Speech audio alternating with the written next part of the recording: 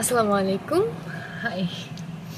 তো আমি একটা পোস্ট দিয়েছিলাম যে 100 ফলোয়ার হইলে আমি একটা ভিডিও দেবো আমার এইচএসসি লাইফ নিয়ে। তো আমার আর দর্শক ছিল না, তো আমি এইচএসসি লাইফ নিয়ে তো ওই টাইমে দিবই যখন 100 ফলোয়ার্স হয়ে যাবে। তো আমি এখন একটা আমার মাথায় একটা চিন্তা ঘুরতেছিল। হায়ার ম্যাথ এক্সাম হইল বৃহস্পতিবার, তখন আমি একটুখানি বসেছিলাম। তো ওই টাইমটায় আমার এই চিন্তাটা আসলো যে টপিকটা এরকম যে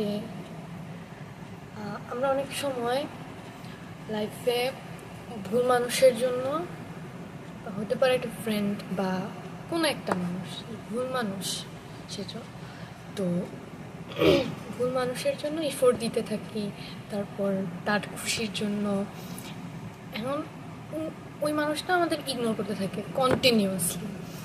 তো ইগনোর করতে করতে আমরা অনেক মনে করি যে ওইটা আমরা ব্যাক পাবো না, আমরা কেন দিতেছি, এটা আমার লস হইলো, তারা আমি এরকম হেল্প করলাম বা তাকে এফোর্ট দিলাম বা আমার লাইফের একটা পার্ট তাকে দিলাম। টাইম, আমাদের টাইম দেওয়া মানে তো আমার লাইফের একটা পার্ট দেওয়া, তাই না? তো আমার লাইফে এরকম একটা হয়েছে। তো আমি যেই এফোর্ট বা যেই টাইম, লাভ, এগুলো আমি দিছি মানে হয়তো এটা ফ্রেন্ড, মোস্ট প্রবাবলি ফ্রেন্ডেরই দিছি। তো আমি তখন অনেক হতাশার মধ্যে পড়েছিলাম যে আমি কেন দিছি বা কেন এগুলো করছি। আমার তো লাইফ, আমার কেন এরকম, মানে আমার তো পুরো লস সব কিছু। তো আমি চিন্তা করে দেখলাম রিসেন্টলি, আলহামদুলিল্লাহ আগে আল্লাহর প্রশংসা করে নিলাম। তো এইগুলো না আবার আমার লাইফে ব্যাক আসতেছে। আমি যেগুলা তাদের জন্য করছি, সামহাও ওগুলা তাদের কাছ থেকে না, কিন্তু অন্য কোনো পার্সন বা অন্য কোনো,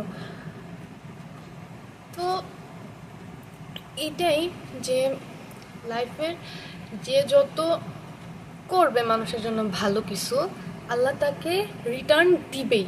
ওইটা মানে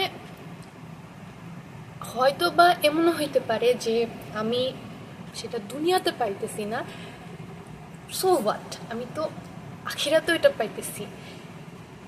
একইভাবে আমি যদি কাউকে কষ্ট দিয়ে থাকি বা আমি কারোর যদি খারাপ করে থাকি, ওইটাও আমার রিটার্ন আসবে। তো এই জিনিসটা আমার খুব মাথায়, আমি কয়েকদিন ধরে ভাবতেছি যে আপনাদের সাথে শেয়ার করব।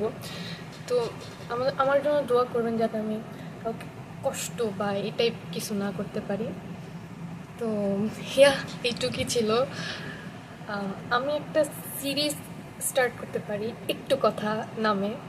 তো সিরিজের প্রথম পার্ট না, সরি, সিরিজের প্রথম এপিসোড এটা হয়তো বা।